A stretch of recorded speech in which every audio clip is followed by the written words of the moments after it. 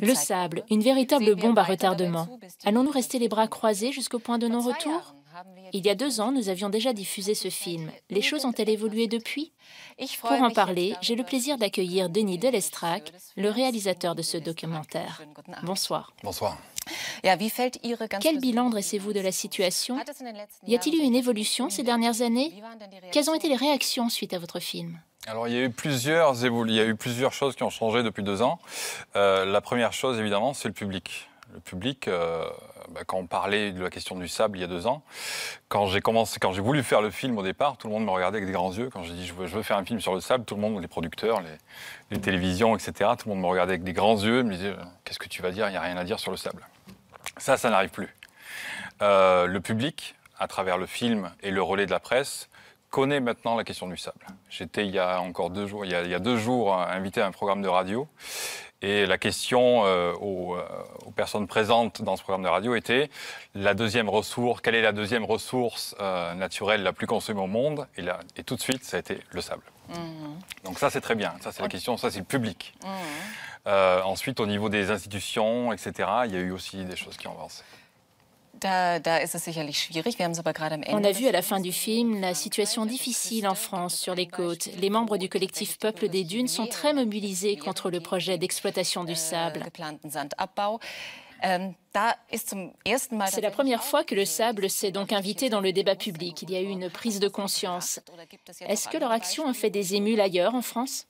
Alors pour ce qui est de l'exemple de Trébeurden, donc de la Bretagne en France, le débat est toujours très actuel. Les choses n'ont pas vraiment avancé dans la direction espérée par les citoyens.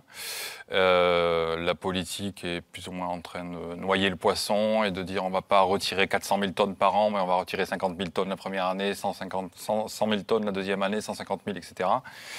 Et le collectif, le Peuple des Dunes, que vous avez vu dans le film, a claqué très récemment la porte du ministère de l'Industrie, très déçu par la position du ministre et de la politique pour cette question-là.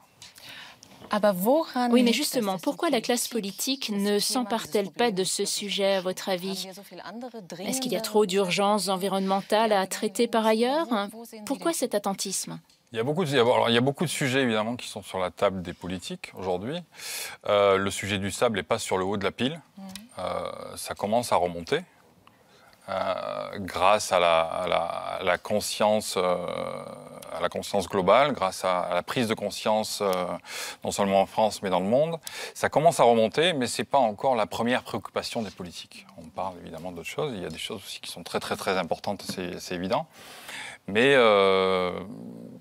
quand il n'y a pas vraiment de pression de la population, comme c'est le cas en Bretagne, comme vous l'avez vu, quand il n'y a pas de pression urgente, on n'en parle pas, on en parlera la prochaine fois, on en parlera demain, après-demain, etc.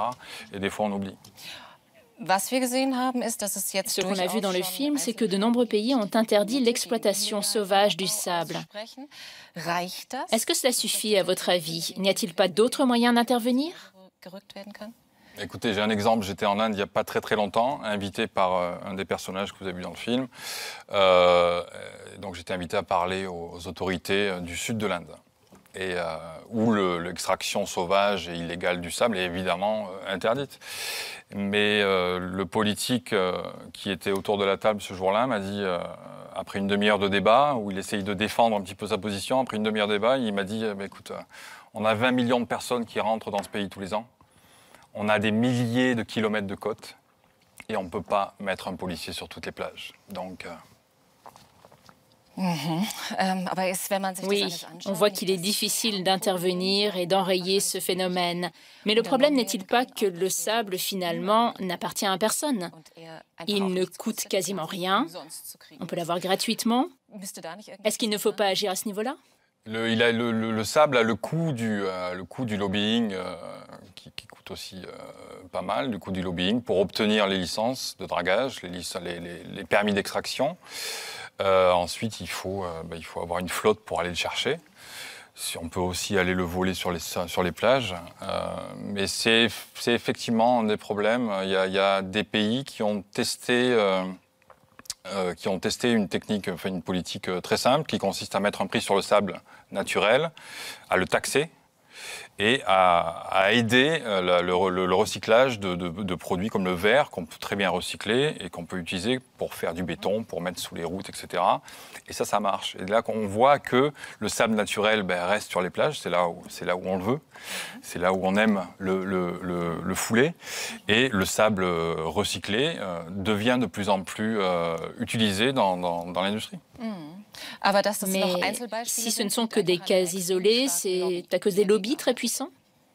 Le lobby est très fort et très puissant. Et c'est une très grosse industrie. Hein. C'est des milliards et des milliards et des milliards d'euros tous les ans. Et le problème est apparu dans la conscience publique il n'y a pas très très longtemps. Et donc ça fait 2 ans que le film est sorti.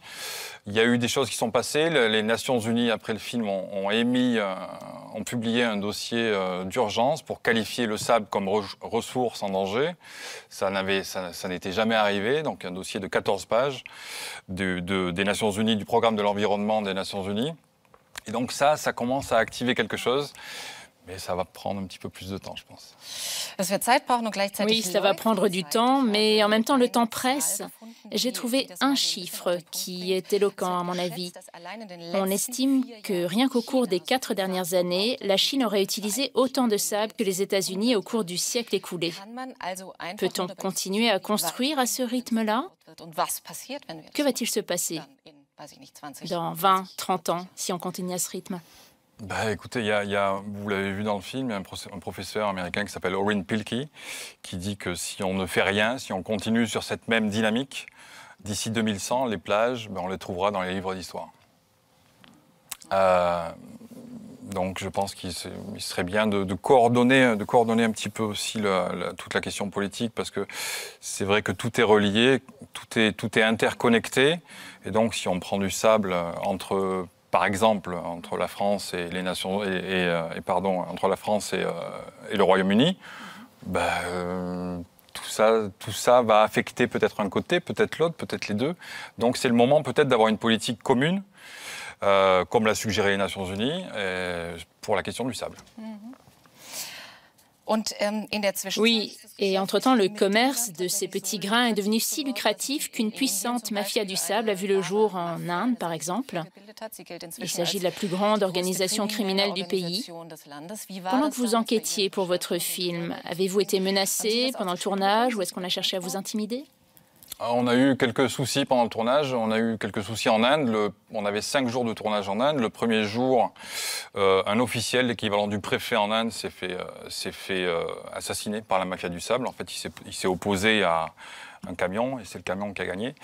Ça arrive souvent, ça arrive très souvent en Inde. Il y a des centaines d'assassinats perpétrés par la mafia du sable tous les ans. On a eu aussi quelques soucis au Maroc. On a dû partir du pays très très vite parce que notre vie était menacée. Ça se voit pas dans le film, évidemment. Mais c'est un sujet très sensible, en fait. C'est un sujet qui, au Maroc, il y avait, sur ce site où on a tourné, il y avait environ 2000 personnes qui prennent du sable illégalement. Et donc, ça fait vivre 2000 familles aussi. Donc, la question, c'est un petit peu comme dans tous les réseaux mafieux. C'est pour ça qu'on parle de mafia du sable. Dans un réseau mafieux, il faut remonter à la source. Qui est-ce qui profite de cette extraction sauvage? Qui est-ce qui vraiment se remplit les poches? C'est pas ceux qui sont sur les plages. Oui, et pour conclure, où en est-on de la recherche d'alternatives au sable? On a vu dans le film qu'il était question de l'exemple du verre broyé comme matériau de construction. Y a-t-il eu des avancées au cours des dernières années? Est-ce que ça s'est développé?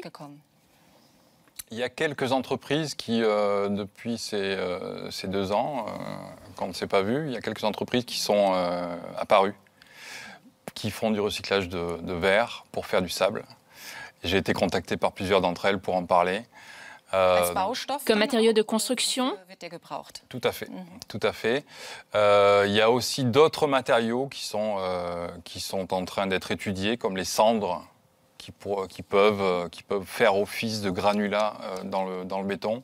Il y a aussi des bonnes nouvelles, il y a aussi des bonnes choses qui sont en train de se passer.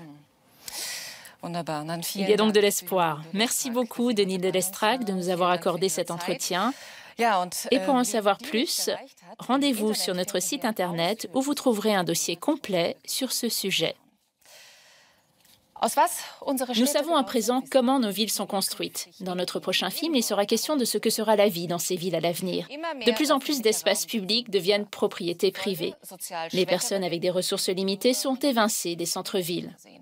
Mais qui a le droit de décider de l'avenir de nos villes?